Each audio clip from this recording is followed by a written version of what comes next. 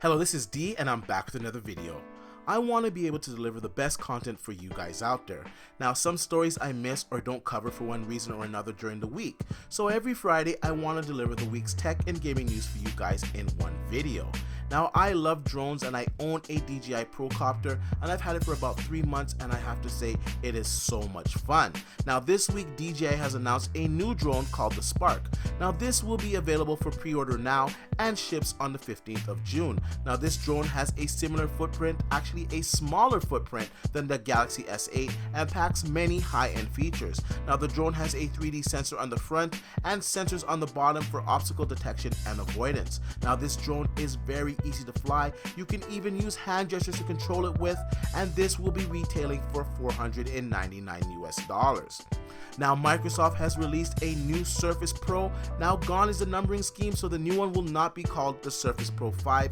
It will simply be named the Surface Pro. Now, it will have the latest Intel chip, so it will come with Skylake. Now, you'll have the following options. You'll have the Core M3 with HD graphics 615.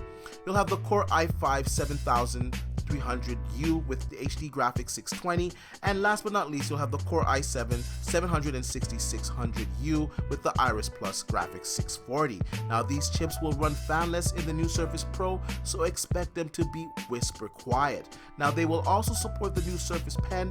Oddly enough, though, the new pen is not included. Now, the native resolution remains the same at 2736 by 1824 pixels. Now, the Surface Pro still supports a 10-point multi-touch system, and it also has native support for the Surface Dial.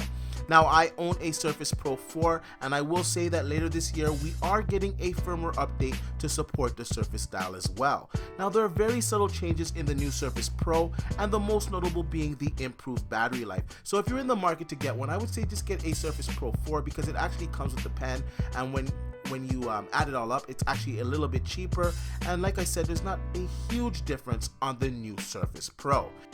Now, some info has leaked out on Intel's i9 chips. The 10-core Skylake CPU, known as the i9-7900X, looks like it will be a very powerful chip. Now, it has 10 cores and 20 threads with a base clock of 4 GHz and a boost clock of up to 4.5 GHz. Now, it's going to be very interesting to see how this competes with AMD's Threadripper, as it has 16 cores and 32 threads. Now, AMD has announced that at Computex next week, they will announce new products. Now, this is where we'll most likely get our first look or the paper launch of the RX Vega line. Now, most have speculated this, but it is good to get official confirmation from AMD. So we are less than a week away from finding out everything about the new line of Vega GPUs.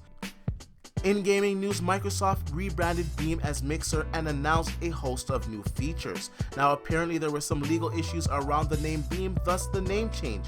Now, Mixer will allow co-streams of up to 4 people combined into one stream. Now, Microsoft is also launching Mixer Create mobile apps for iOS and Android.